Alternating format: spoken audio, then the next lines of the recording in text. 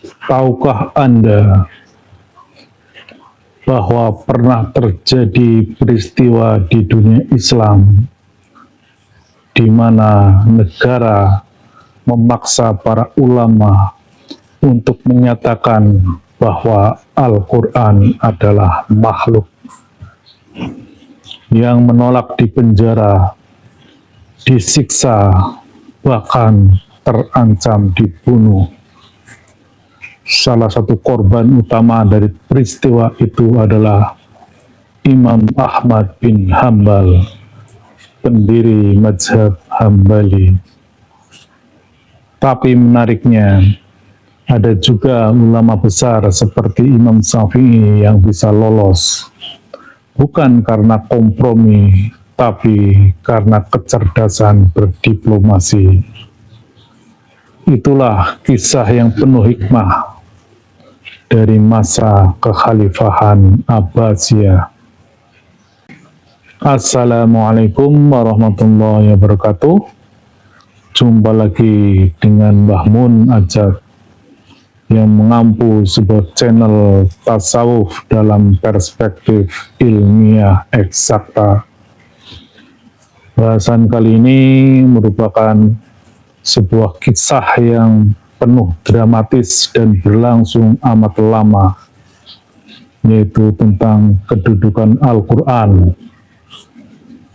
Apakah Al-Quran itu makhluk ataukah dia qadim? Isu tersebut bukan sekedar perbedaan pendapat, tapi telah menjadi penyebab lahirnya krisis akidah, tekanan politik, dan bahkan penyiksaan terhadap ulama besar. Mari kita telusuri kisahnya secara utuh dan ilmiah. Hal yang melatar belakangi hal tersebut yaitu terjadi pada zaman Abbasiyah, di mana pada saat itu ilmu pengetahuan berkembang amat pesat. Pada masa kekhalifahan Abbasiyah, khususnya di Baghdad, ilmu pengetahuan berkembang sangat pesat. Filsafat Yunani diterjemahkan ke dalam bahasa Arab, dan ada institusi yang amat terkenal yaitu Baitul Hikmah. Baitul Hikmah adalah sebuah institusi tentang ilmu pengetahuan, di mana negara amat menghargai terhadap ilmu pengetahuan. Seluruh ilmu pengetahuan yang ada pada saat itu semua berkumpul di Baitul Hikmah.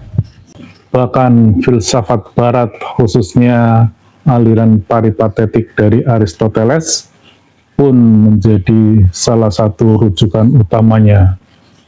Sehingga pada masa itu Abbasiyah menjadi sentral peradaban dunia. Hampir selama 7 abad, Islam menguasai peradaban dunia. Di tengah arus rasionalisme itu, muncul aliran teologi Mu'tazilah yang sangat mengandalkan logika dan akal. Dan salah satu doktrin utama mereka adalah Al-Quran adalah makhluk. Karena selain Allah, maka berarti adalah makhluk, sesuatu yang diciptakan. Itulah argumen utama dari kaum Mu'tazilah. Pandangan ini tentu bertentangan dengan ulama Ahlus Sunnah seperti Imam Ahmad bin Hambal yang meyakini bahwa Al-Quran ini adalah kalamullah, sifat Allah, dan karena itu ia qadim, tidak diciptakan.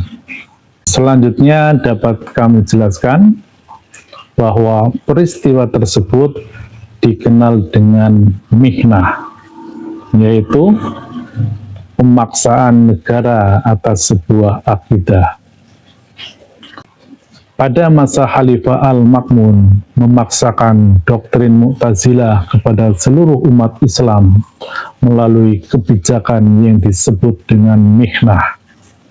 Ulama-ulama diuji Jika mereka tidak menyatakan Al-Quran sebagai makhluk, mereka akan ditangkap dan dipenjarakan. Salah satu imam besar yang menentang hal tersebut adalah Imam Ahmad bin Hambal. Ia dipenjara, dipukuli, didera, namun ia tetap berkata, Al-Quran adalah kalamullah, bukan makhluk. Ia bersifat qadim. Keteguhan inilah yang menjadikannya beliau dijuluki sebagai salah satu rujukan Imam Ahlus Sunnah wal Jamaah. Setelah wafatnya Al-Ma'mun, mihnah dilanjutkan oleh Al-Muta'sim dan Al-Watsik. Namun ketika Al-Mutawakkil naik tahta, ia menghentikan kebijakan mihnah dan membebaskan para ulama termasuk Imam Ahmad. Agar pemahaman ini lebih presisi, saya sampaikan bagaimana pandangan Mu'tazilah atas hal tersebut. Jadi, menurut paham Mu'tazilah, Al-Quran adalah makhluk, karena hanya Allah lah yang qadim. Segala sesuatu selain Allah adalah ciptaan. Untuk menjaga keesaan Allah, tidak boleh ada sifat qadim selain zatnya. Itu adalah argumen Mu'tazilah. Sedangkan pandangan Ahlus Sunnah, walaupun pada saat itu tentu belum lahir Ahlus Sunnah, jauh ratusan tahun kemudian Ahlus Sunnah baru lahir, yaitu dengan runtuhnya dinasti Abbasiyah. Namun pandangannya secara substansinya sesungguhnya ada. Sebagai antitesanya Mu'tazilah itulah Ahlus Sunnah wal Jamaah. Bahwa menurut pandangan itu Al-Quran adalah kalamullah, bukan makhluk. Karena kalam adalah sifat Allah, bukan entitas yang terpisah. Sifat Allah itu qadim, tidak diciptakan. Memisahkan sifat dan zat adalah kesalahan fatal. Itu adalah argumen dari kelompok Ibnu Hambal. Namun sekali lagi, Ahlus Sunnah waktu itu belum lahir. Jadi ini semacam inti dari pemahaman Ahlus Sunnah yang kemudian diakomodasikan pada era Abu Mansur Al-Maturidi dan Abu Hasan Al-As'ari sebagai tokoh lahirnya Ahlus Sunnah wal Jamaah.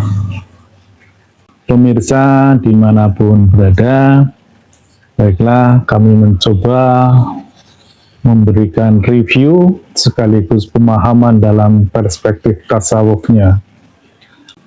Kami adalah pelaku Thariqat Arwahi dari Majelis Zikir Thariqat Naqsabandiyah Khalidiyah Nusantara, yang pastinya kami fokus pada eksplorasi ruang-ruang rohani, mensikapi perbedaan tentang apakah Quran itu qadim dan apakah Quran itu makhluk.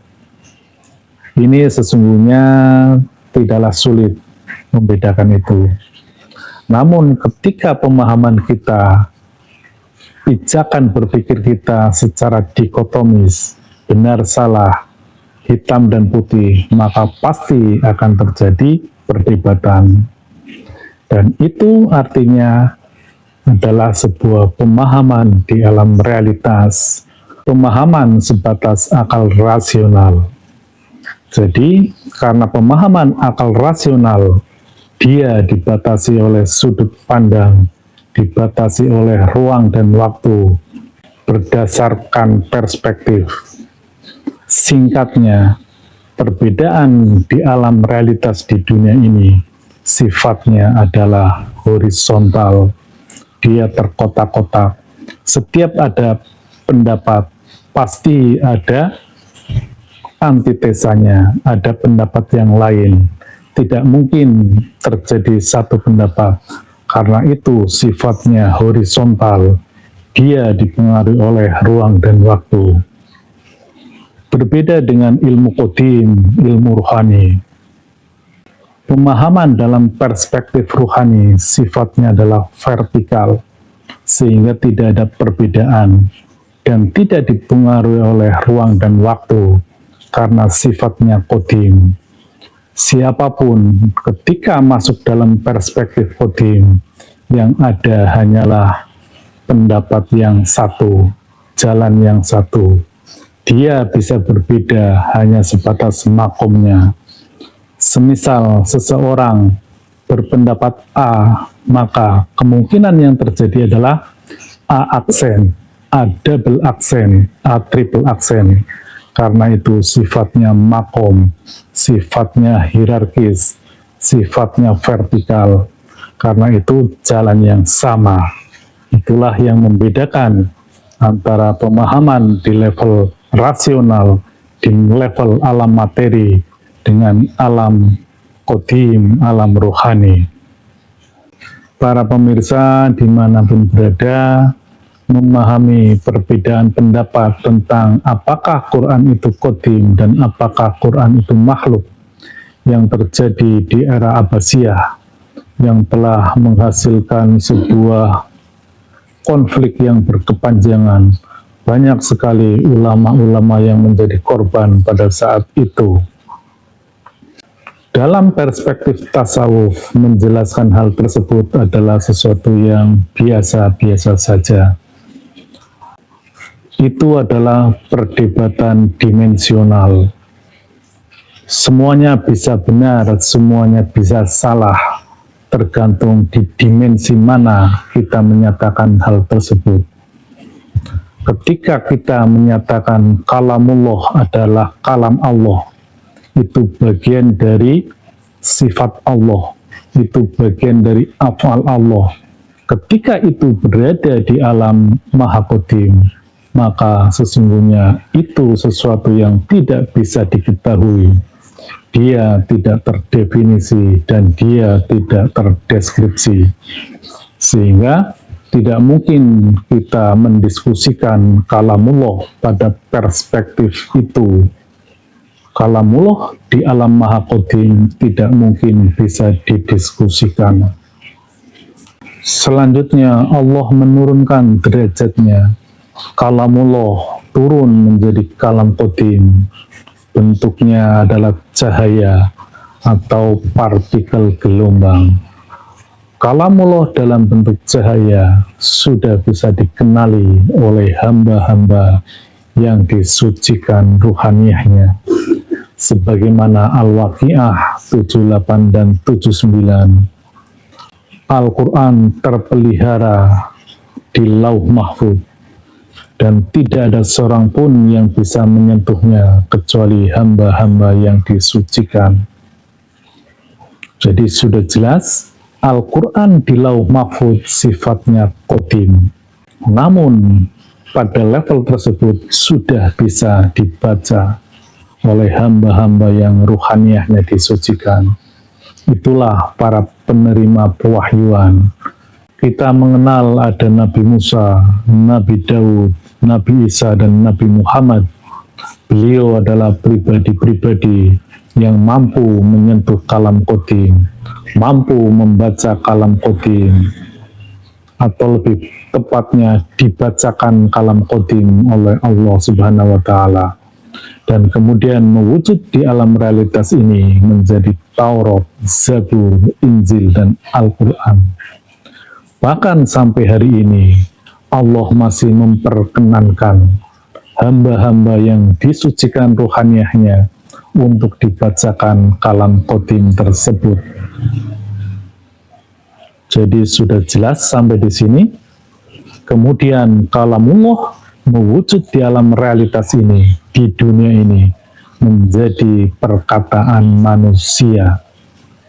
Kitab Taurat adalah perkataan dari Nabi Musa, kitab Zabur perkataan dari Nabi Daud, kitab Injil perkataan dari Nabi Isa, dan kitab Al-Quran perkataan dari Nabi Muhammad.